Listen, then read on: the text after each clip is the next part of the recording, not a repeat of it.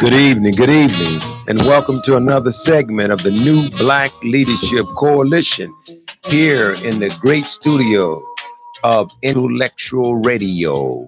I am the host, co-founder of the New Black Leadership Coalition. I am so thankful by the best to have yet another opportunity to come and speak to you all over these precious airwaves that we take very, very serious.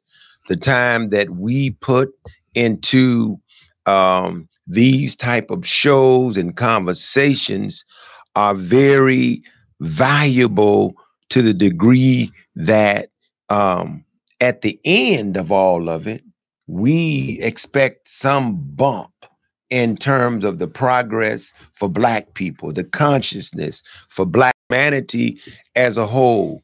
And it is really such an honor and unbelievable. I feel lucky that I'm part of a coalition that really have principles of unity, principles of love, principles of the struggle, principle of really understanding that we stand on the shoulders of so many that have stood by and lost their life and etc. for our cause.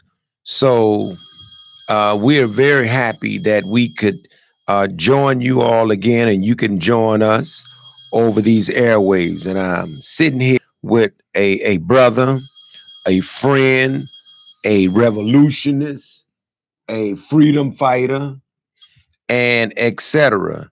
And that is the brother from the butt naked truth. I love saying that. The unadulterated.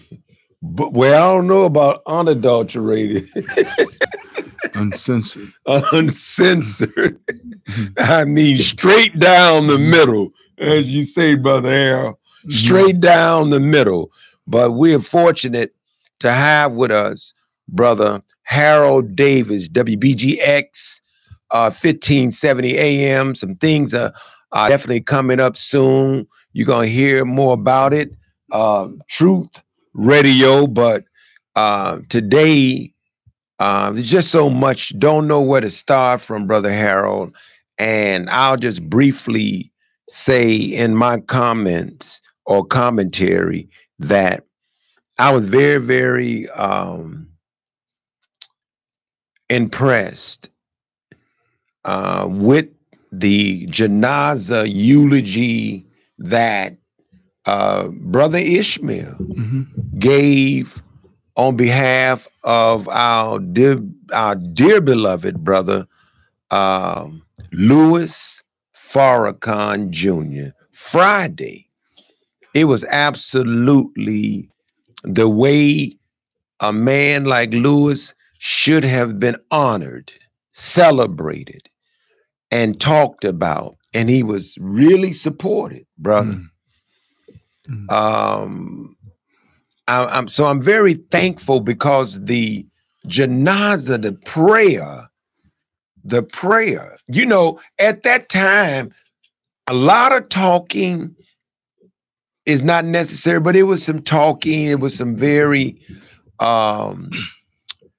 real intimate, powerful things that was said about our brother that Friday. But Harold, I got to thank you, man, because had it not been for you, I wouldn't have had, I know Brother Jamil and Brother Malik Farrakhan, formerly known as Tony King from Sparkle. He was staying with me because he was here for Louis Jr. Right. Janaza. Right. He didn't know Brother Louis Myers had passed. I told him. So when we went over to Lee's funeral home, brother, that was such an honor from God that we got a chance to have an intimate moment with just a few of us there. I know people came throughout that evening. But so with that happening, and then I found out that I knew that because of some complications and et cetera and challenges for the Honorable Brother Minister Farrakhan, he was not going to do the eulogy there. Mm-hmm. Mm-hmm.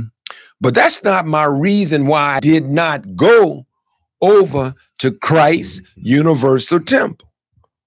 I'm so thankful that I got a chance to talk to Lou, whisper in his ear, to touch him at the funeral home. And this coming Friday, you could talk about where the activists Mm-hmm.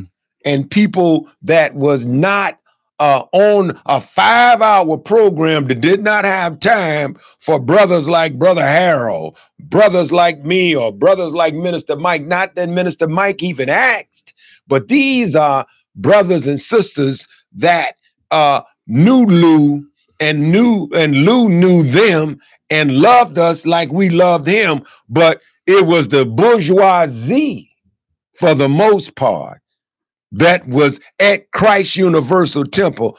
Harmeen Hartman, whoever put together that program, was totally disrespectful of the activists and organizers. And I'm so glad I didn't show up, because I couldn't have stomached most of the hypocrites that was talking any damn way. They miss it in action. And yet you want to put on a front. Or they do anything to be on the stage. They doing no integrity, brother. I'm so glad Minister Michael, I've heard that word before, but he really laid it on and introduced me that I had to go and define narcissistic people. Mike, when he said it, and he said it so clear, and that was the type of minds that was in that room, man. So my commentary is just that you do want the flowers and you want to give them to people before they die. You want to say what you need to say to them while they're alive. You want to recognize them, honor them, and show love while we are breathing. But we know that through our ancestors and other means, we do what we do because there's a power in that. But not them shows that they had. So, Brother Harold, and I was hurt for you. I was very disappointed because all of the intimate time that you shared with Brother Lou was on our show. Minister Mike had him on 3 times. 3 times. One of them was almost back to back. I looked at them all. Minister Mike, I didn't know Lou was coming. Mike set that up. And you mean to tell me folks that have that kind of relationship? But hey, bro, we don't need you all to validate us in our relationship, because we know what we had with that prince. But it's just a damn shame that you got a segment of our community who faking and like they are really concerned and care. So, but I mean, when you told me, brother, that Harmeen Hartman had the audacity to tell you, we don't have no room on the program for you, and they was in there for 5 hours. Well, who did you have room for? Y'all tell Harmeen Hartman I'm talking about her. Well, when I called, I originally called Lou's wife and asked, where we supposed to be on the program. And so she told me to call Hermine. So I'm thinking that, me and you and Mike could go up together, say some things. And so when I called Hermine, she told me there was no room on the program for me. So I called Tina back and I said, well, Tina, she said there's no room. And so I'm feeling like, the Joes have been married. There's no room in the inn, and so I'm tripping, and so I already know, Tina is still going through the grieving stage and still in shock, like most of us, because If you box, you can see a right hook or a left jab, uppercut, but the one that hurt is the one you don't see coming. And that's why this hurt so much, because we didn't see this coming. As you know, Greg, I was with him Thursday, the night he died. I was with him from 11 a.m. to 1 p.m. He was sitting up, he was talking, he was laughing. How Lou was. These Negroes, I got to get up out of here. And the minister had sent him a message and told him to get out to bed. He had work to do. And so he said the minister had been sending messages every day.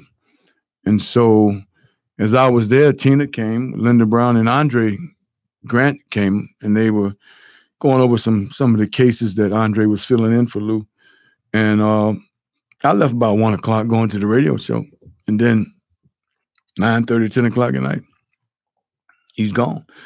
And so I was glad that I went, because I was going to wait till Friday to go, but something just told me to go. And I was already downtown. Took me 45 minutes to get from Michigan Avenue to Erie, because so much construction going on down there. I mean, I was just basically stopped. I was going to turn around a few times to say I'll come back Friday, but no, I just said, you know what, I'm gonna go. And so, I guess the hurting part was that the history didn't start with, and no disrespect to Burvey or Andre Grant, the history didn't start with them.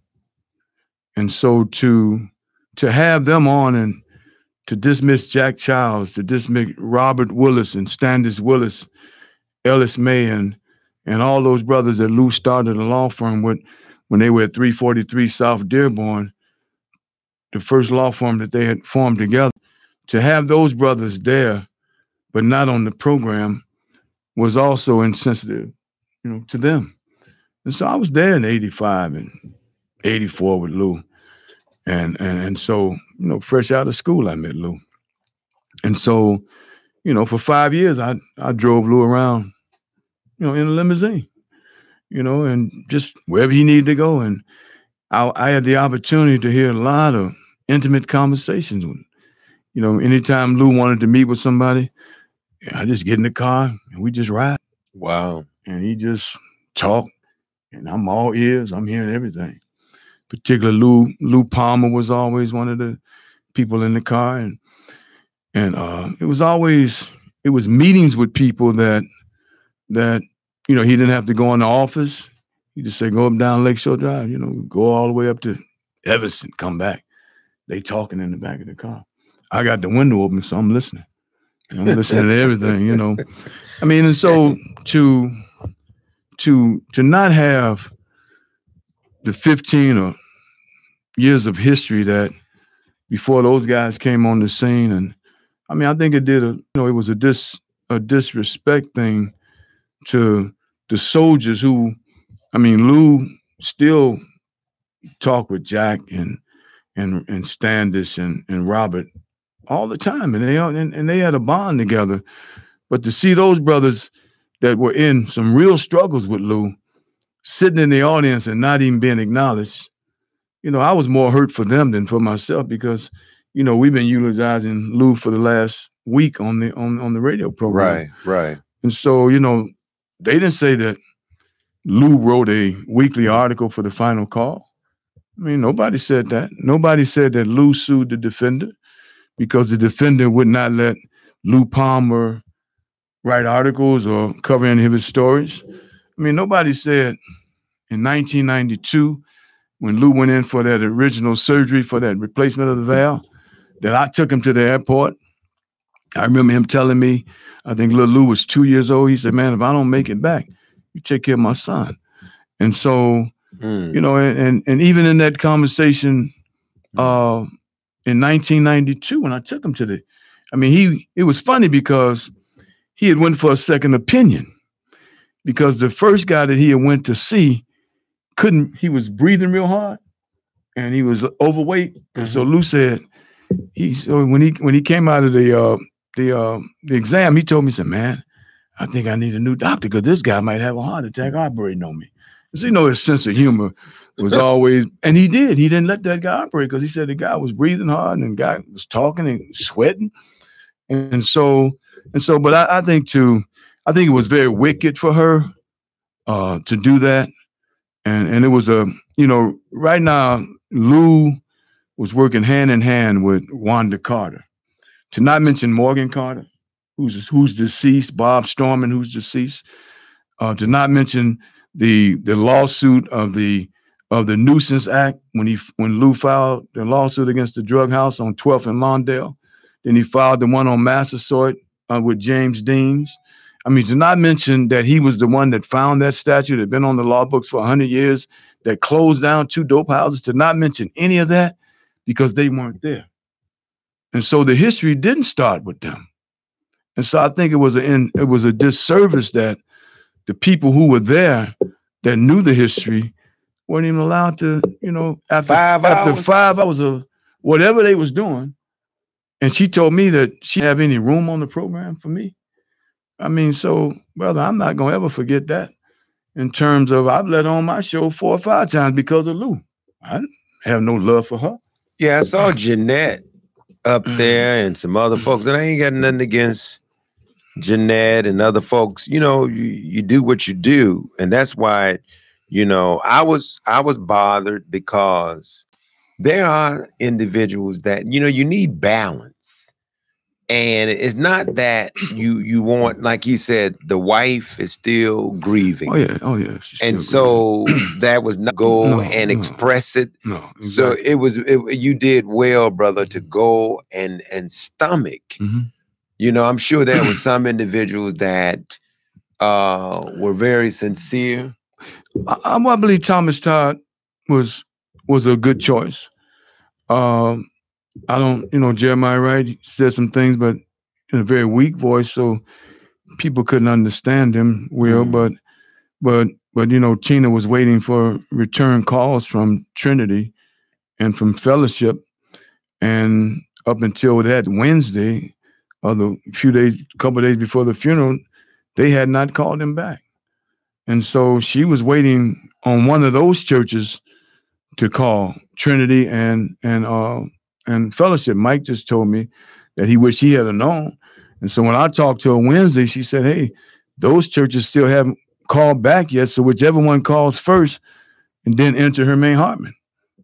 And that's how we ended up over at Christ Universal. Oh, boy. Mm-hmm. So the guy, Mr. Moss, didn't call back. Didn't call back. No. I guess. Then the guy from Fellowship, he moved to Atlanta. So I don't think anybody knew that he's not even there anymore. So he didn't call back. And, Lou was very active in representing Charles Jenkins on a whole lot of stuff. And he didn't call back. He didn't call back on a whole lot of, matter of fact, Lou was really was attending there for a minute, in terms of, because he was doing a lot of legal stuff for him when that boy was in that mess with LeVan Hawkins. And it was Lou who told him, hey, man, I remember. I remember Lou being involved with that. Yeah, so that they didn't call back. They didn't call back. And I'm sure they checked with their secretaries and the guy, what is it, Reverend Moss? Reverend Moss. But you know what, it was Lou Myers. They not disconnected. Who bought Louis Farrakhan and Jeremiah Wright together, because for years Jeremiah hated the minister. I mean, wouldn't even talk to the minister, talked about him in the pulpit. And then one day at Eugene Pincham's funeral, that's when Jeremiah Wright actually started to have some love for the minister. Nobody knew that. I mean, but if you wasn't with Lou, you wouldn't know those things. Yeah. And so, but that's interesting, that history that and then there's other folks who want to go up and jaw jack, and they want the limelight for, they moment in the sun. They 15 minutes or 10 minutes or however minutes they get.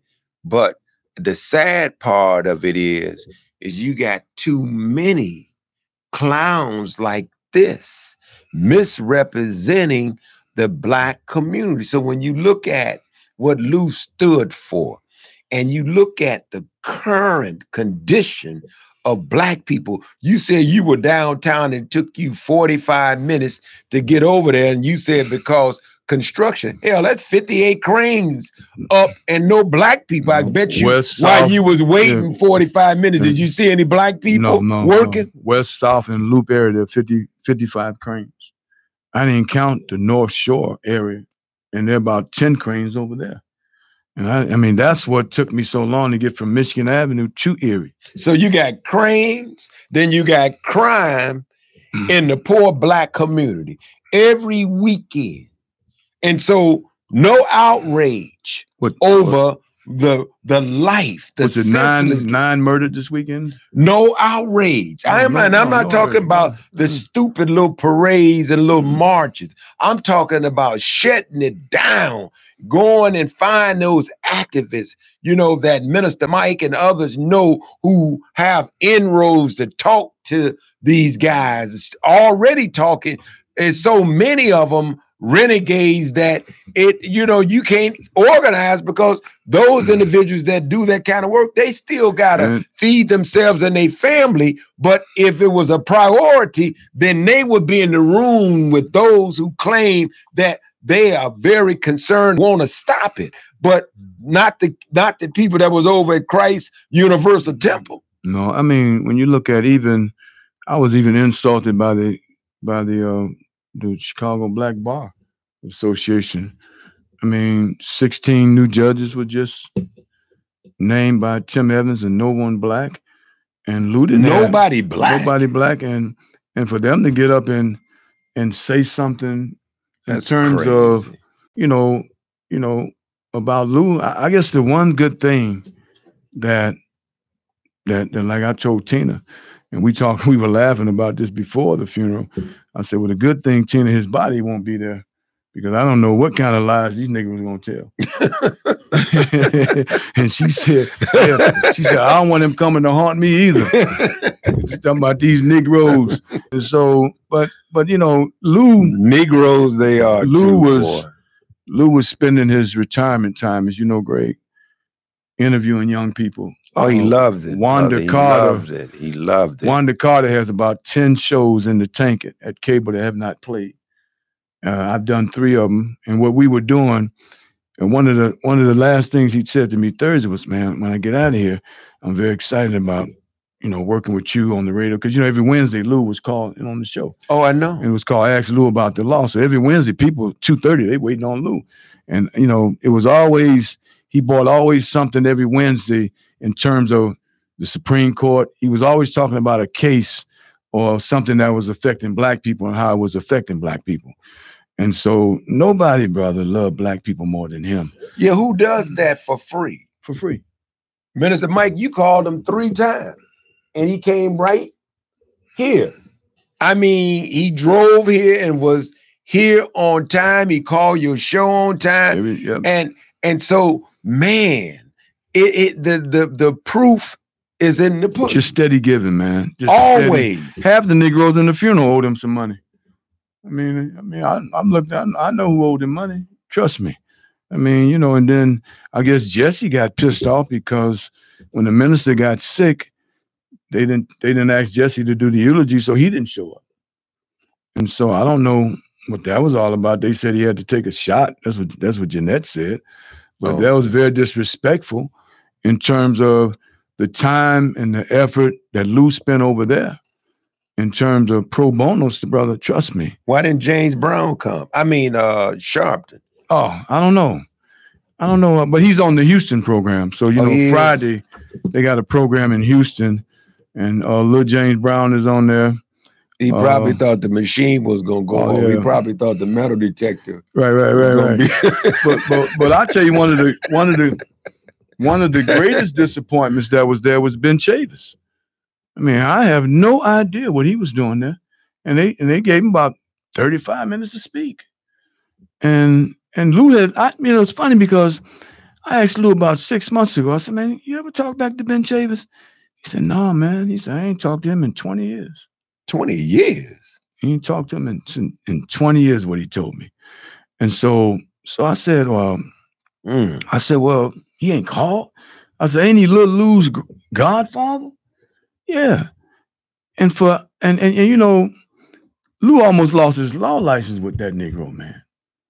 I mean, when that Negro was settling cases with sexual harassment, Brother Mike, and the board of directors, all 50 of them in the NAACP, did not know that he was signing the check selling these cases with these women. And they went to Lou and said, you as the attorney, you didn't know? And so, man, Lou I've never seen him more hurt than that when he said, I'll never forget, man, when I picked him up from the airport, he came in from Baltimore. He said, man, the words he used about describing that guy, I can't even say on this air, brother. But I mean, that guy had no business speaking. And now he's going to Houston to speak too. I mean, come on, man. I mean, that's an insult. But no integrity, brother. No integrity. And it's all about a show. And that's why I say I'm so thankful, bro, that we had the divine opportunity to sit with Lou. We had all gone to his classes. He invited us over to Kennedy King. He invited us over to Chicago State. I mean, we spent a lot of time with Lou. And Lou, you know, I gotta say this, that and there's a little humor in it, but it's light, because Lou tried to talk me out of saying certain things. Right. So Lou, I know your spirit lives, but Lou be like, this ain't the time for that, Greg. Don't do that right now. We was over at Hard Times. Captain Hard Times, boy. Greg got to say, Negroes in the room wearing wires and stuff. And so Lou said, hey, wait, Greg, this ain't that kind of meeting. And Greg said, yes, it is. And little James Brown got up and said, I got an airplane to catch. Let me get up out of here. I mean, this picture right here. I mean, I don't know if people can see it, but this picture right here with Lou standing next to Michael Jackson and Johnny Cochran and Al Sharpton. Well, you know, Lou called me on this here. When Michael Jackson stood up after they walked out of this meeting, and he stood up on the car and said Tommy Mottola was a very evil man and wicked man. And what's his name? Russell Simmons was watching it. So Tommy Mottola called Russell Simmons. Russell Simmons called Sharpton. I mean, Lou he was giving me the play-by-play. Russell Simmons told Mottola, Sharpton is mine, B-I-T-C-H. I'll pull him off the case. Lou says Sharpton walked across the street, gets a $50,000 check from Russell, and left Michael hanging. I got the play-by-play on that one, brother, because little Lou was down there with him. Prostitutes. Brother. I mean, Lou was laughing and saying Bubbles. Lou said they was at they went to the ranch, and Bubbles was sick. And Michael had to take Bubbles, you know, that was the little monkey or something. Right. You know, Lou had humor all the time. But this play-by-play here, brother, I got the play-by-play as it was happening. And so, I mean, to put that picture there shows right then and there, Sharpton has no place being on this program in Houston. If you notice, Michael is not here. Lou gone. Yeah. Cochran gone. Right. But man, I mean, James is still around, and he got a television show. Yeah, but I'm just saying, I mean, Lou gave me play-by-play, especially when Mottola called Russell Simmons, and Russell Simmons said Sharpton is mine, B-I-T-C-H, and Lou said Sharpton walked across the street and came back and said he had to leave Michael hanging. Well, that don't surprise. Oh no, don't surprise me. The lowest bidder, brother. I mean, but that's the leadership, and that's why when we talk about new black leadership, you know, it's one of those things you get in a room with individuals, and it's not about disunity, it's not about bringing them down, it's not about being negative or jealous or envious. It's about recording history truthfully. I mean, that's it. I mean, Lou wouldn't have told me if he didn't want me to know. I mean, so why did he tell me? If he didn't want me to say anything about it, why did he tell me? I mean, I don't think he would have.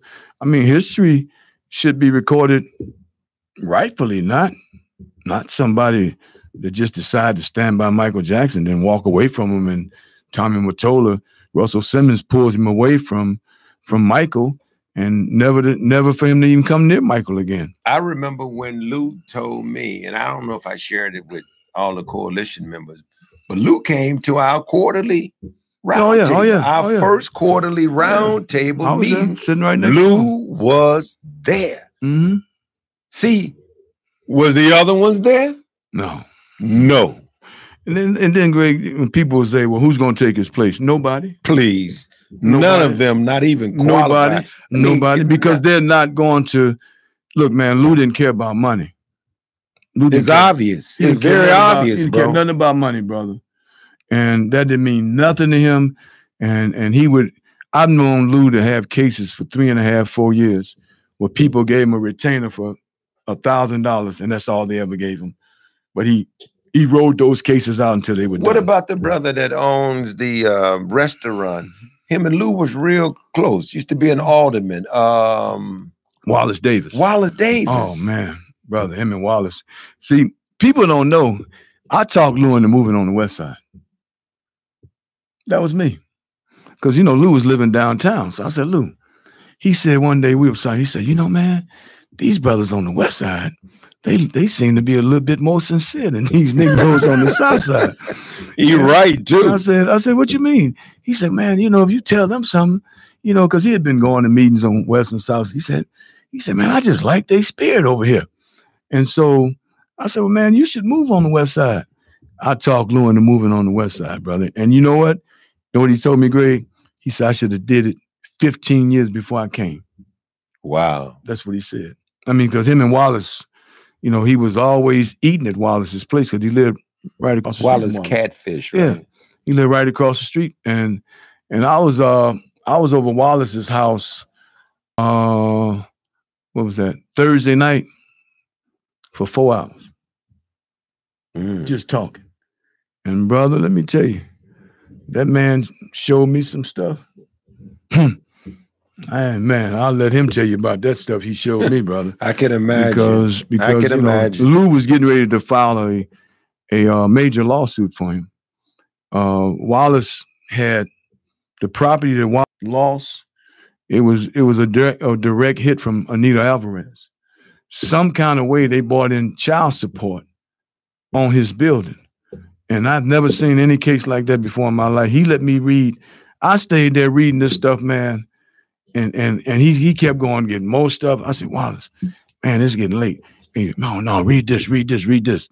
I've never seen somebody take property based on a child support payment. That a child support payment that he didn't even owe. Well, you never seen anybody but somebody black. Right. And then the document. Rules change, Harold. The document that he had showed that he had secured financing, Mike, to buy his property back.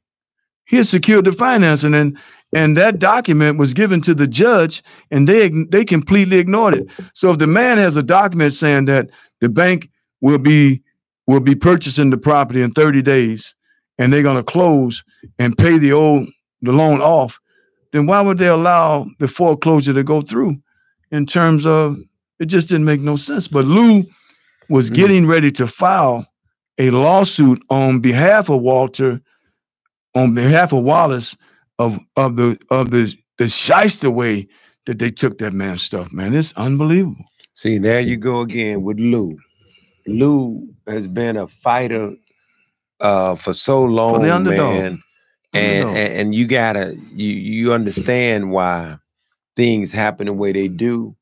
And as you said, I can't see anybody filling those shoes. No, I can't. I mean, I have nothing against Andre or Burvey and any of them, but both of them, they can put their feet together. Yeah, and they not even in the same. No, I don't know. You know what I mean? Like that. Because see, they different spirit, different personality, different mission. And some people might say, well, no, they got the same mission. No, there's some people, they strictly vain when it comes to the movement. You got some real bourgeoisie, vain, egotistical individuals, man, that it's all about how they are viewed and seen, and they get paid.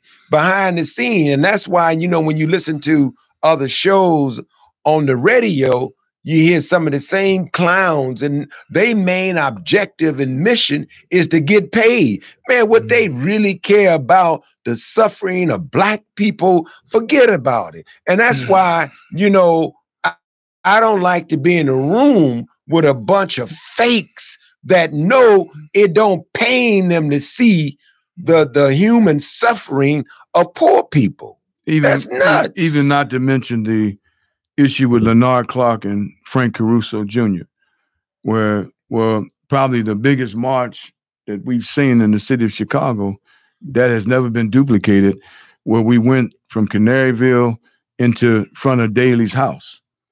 And Lou called 500 black men to come together, but I think we ended up with more like 2,500 people that day. And we started over on 48th and Halsted in Canaryville, and came down all the way till we got in front of Daley's house.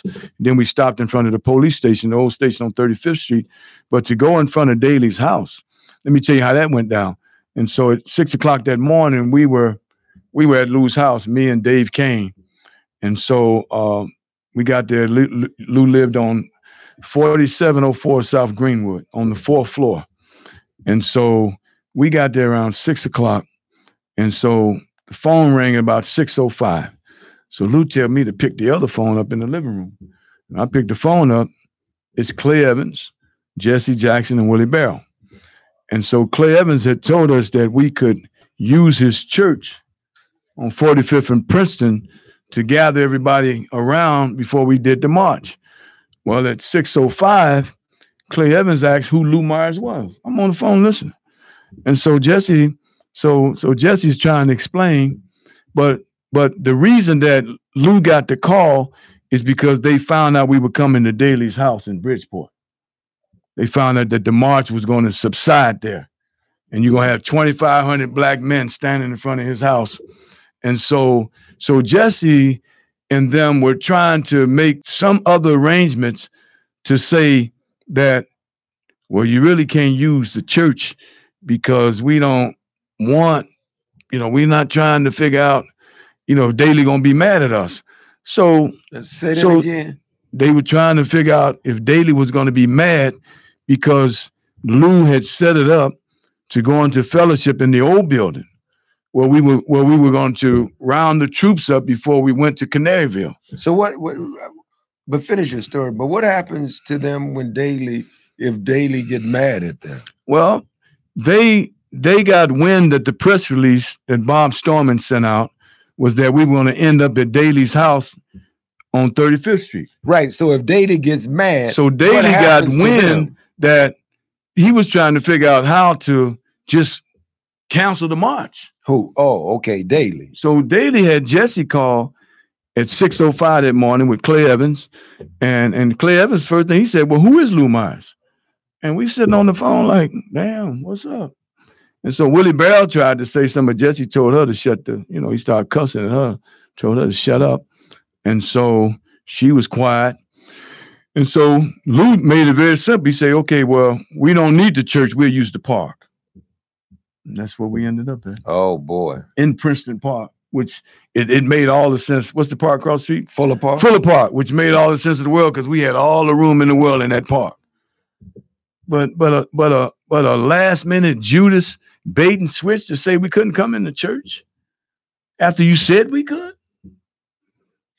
So, but then Lou still 2,500 we still went to Daley's house. They was hanging nooses out, man, brother. I had never seen anything like that in my life. And Lou called this meeting. Lou called the meeting. He called for 500 black men. And the interesting thing was Judge LaCalla was on my show about a month ago. Judge LaCalla was the Italian judge who ruled against Frank Caruso.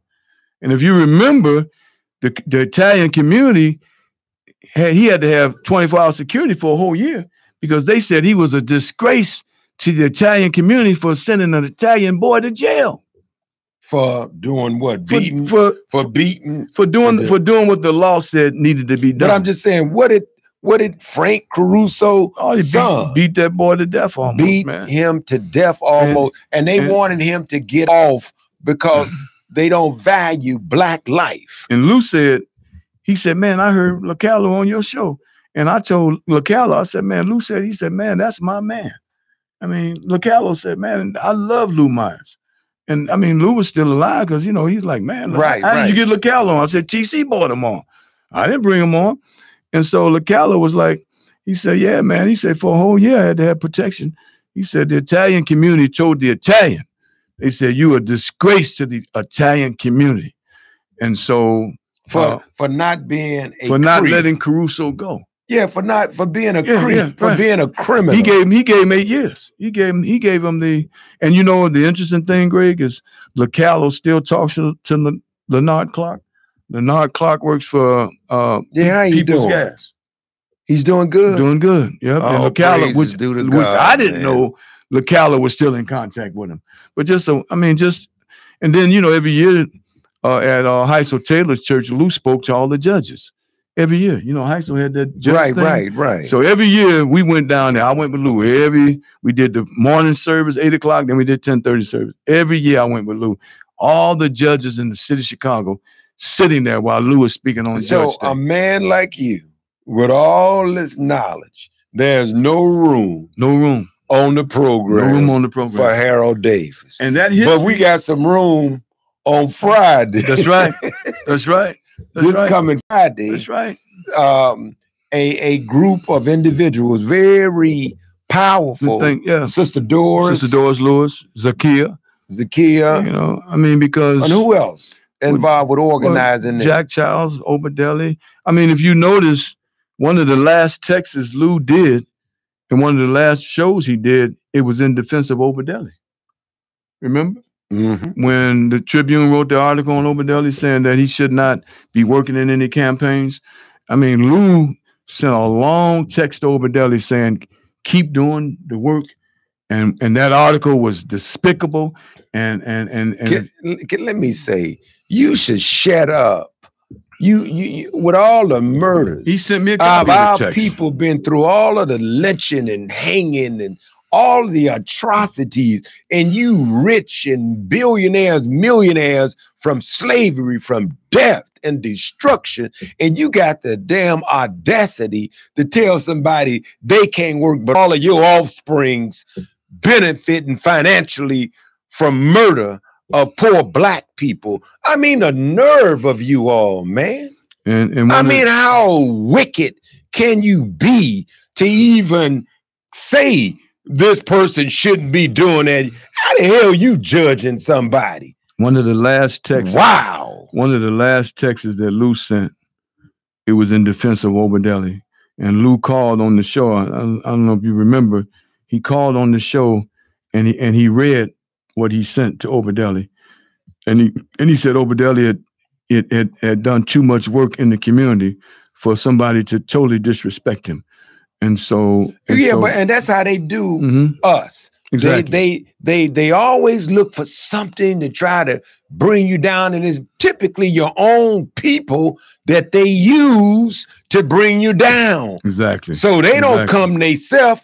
They send a representative that look like us, talk like us to some degree, and walk like us, but they work for the government that is not about the people. Exactly. You know, so Exactly. I'm glad that Lou take cases and stands that none of these other cats. That's why you say who gonna replace them? I don't know anything that many of them who claim to be lawyers are doing, and that's your business. I'm proud of you. You got your degree and your license, etc. And do you, but don't act as though you in the line for that type of notoriety like Lou and Harold. I'll say this, and you all that's watching via Facebook and Instagram or however you tuned in, please share this conversation. It's not just about Lou, it's about principles, because you don't know what's going to happen to you when you dead. Who is going to be making decisions? You could, do a will and tell somebody in your family, this is how you want things to go. And then still, it don't go that way. Still don't go that way. Unless you have a vanguard, man, to say, this is the only way this is going down.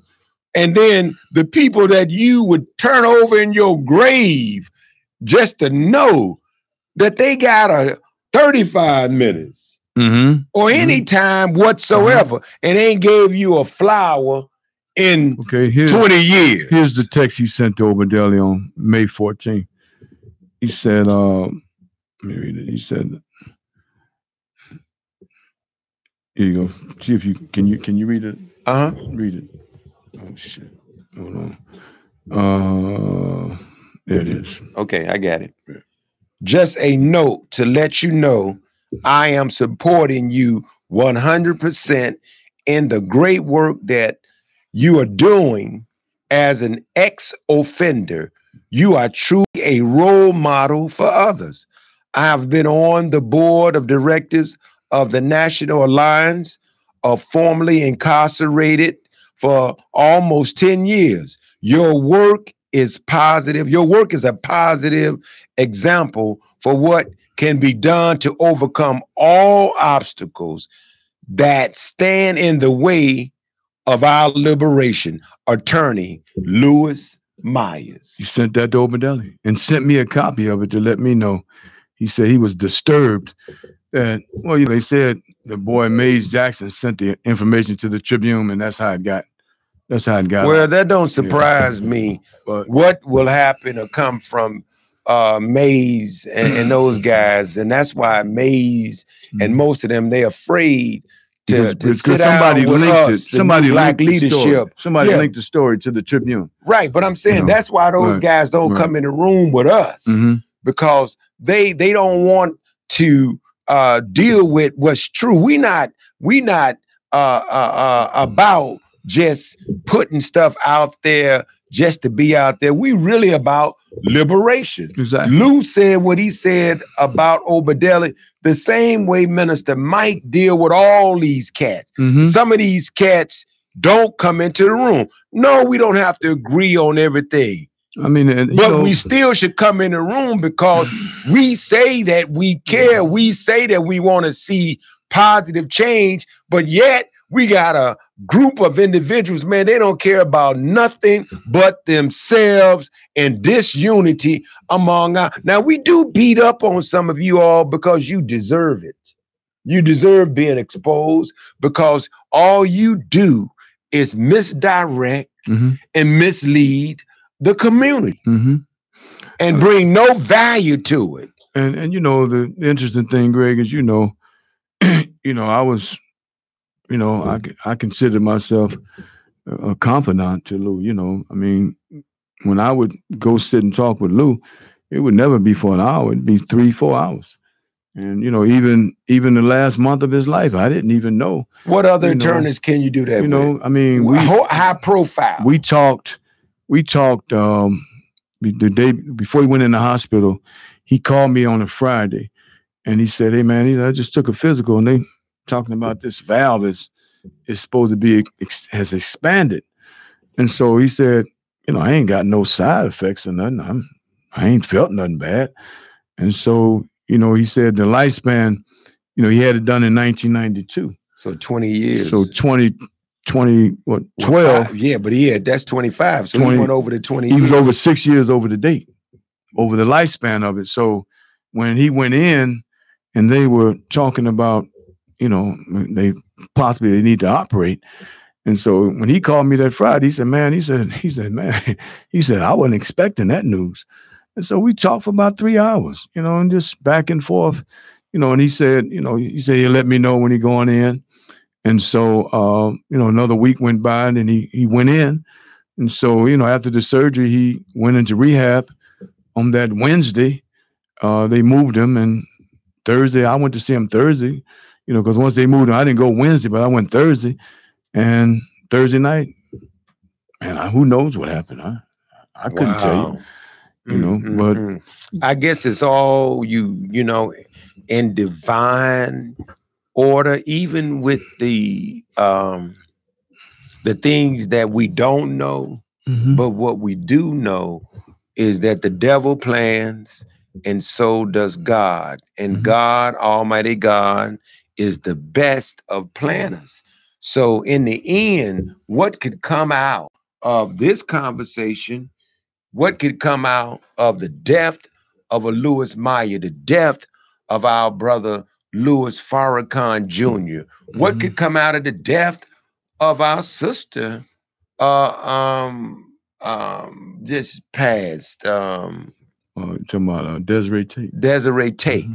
But what you do see, Harold, is you just gave account of so many black young people, young girls dying, but there's no outcry. And There's no outrage. So I'm just I'm just bothered that all these other deaths really don't mean anything, man. Greg, when you look at Nothing. the community, one of the things that me and Lou always talked about was, what do black children see when they walk outside? When they walk outside and they see garbage, boarded up buildings, boarded up homes, boarded up schools. And one of the things that he talked about was, how do we get past that? How do we get black people to open up businesses and to be able to give young people jobs? I mean, he was very animate about that. I mean, all the way till he died. I mean, one of the last interviews that Wanda did, he interviewed about 10 kids at Can TV. I mean, Oh yeah, I he remember loved I hooked up one of loved those children. shows for him Hmm. with the sister that with the union. I can't Hmm. think her name. Yeah, he loved children. I called her. Hmm. He asked me to give her a call, Hmm. and I gave her a call, and she got together and had the 10 children on the show. I Right, didn't get a right. chance to see that That's one of the show. last shows he did. I don't even Wow. think it's played. I mean, I know Wanda has it. She's gonna give us DVDs of all the shows that have not played. But at the end of the day, They still should play them. When you go to Beverly, or you go to the northwest side, the southwest side, or you go over there in Pilsen, or you go to where the Italians, the Irish, and the Jewish people live. I mean, you see doctors and lawyers and school teachers, city, state, county workers living on one block. You see grass manicured. You see those children have access to see those people going to work in the morning. And you look at what our children come out and look at, and you see the carnage. You see the shootings at night. 81-year-old lady was cut up on 100th and Forest this morning. They found her dead in some containers or something. And it's 81 years it's down the street from my mother's house, man. down the street from your mother's house. Right. And so, man, you have to tell your mother, they have to be I careful, know. man. And so, but when you see the carnage that these young people see, and you say, well, how does a block look when people go to work in the morning? How does a block look when people have careers? How does a block look when you don't ever see Irish people or Italian people or Jewish people begging somebody to give their children an after-school program? I mean, why are we the beggars asking somebody to always fix something that we should fix? And that was one of the things that this man talked about. He said, why are we begging people? And he said the same thing to me. He said, bro, I dig what you and Minister Michael and the brothers and the sisters are doing. He said, man, that is exactly what we should be doing. Mm-hmm. Right? Mm-hmm. And he felt like all of the stuff that you just mentioned that's wrong, Mm-hmm. we could right it if we organize. And then he was like, everybody who claimed to, what we got, about 2 minutes left? We just got 2 minutes left, Wow. man. We only been on here 5 minutes. Folks, if you standing by, I'm definitely going to read your comments, but the New Black Leadership Coalition is very, very serious. And we're thankful that we got Brother Harold in the studio. Brother Nkrumah had to reschedule, but we really serious about organizing. And we are very thankful that we were honored and blessed to have individuals like Brother Lou Myers. I had Louis Farrakhan Jr. on my show when I was on VON. Right. And I had, and I say this real quickly, I had ran into his father, the minister, and I told the minister, I saw Lou, and me and Lou was talking. He's like, G, call me G. Right. You know, that's how he talk. And I was like, what up, Lou? And Lou was like, man, when you gonna bring me back on the air? And I was like, I'm gonna bring you back on real soon. You know, I watched the and service. I told the minister that I lost my show after Lou, after he came on my show. But I was, I watched the Jananza online. Wally Muhammad sent me you go online and see it. But it's a tremendous job, Oh yeah. Yes, I mean, that's the way that brother. We sent him out with grace and love, brother, and real divine honor, because that's the kind of spirit that our brother exemplified. So anyway, folks, we got to get out of this studio. Somebody else is on their way in. Brother Harold, yes, sir. The New Black Leadership Coalition want to thank you. Mike, we want to thank all of you all that's viewing, and stay tuned. We're going to have more information for you regarding some of the current events that's coming up. Thank you, Brother Earl Winfrey, best producer on the planet. Him and Sister Wanda, you can't get all the credit. Now, Wanda got to get some, because she gave me a bag of potato chips too, early. But anyway, peace and love and community. Please share this. Thank you, Brother Harold. Thank you, Brother Greg, Brother Mike. Appreciate it.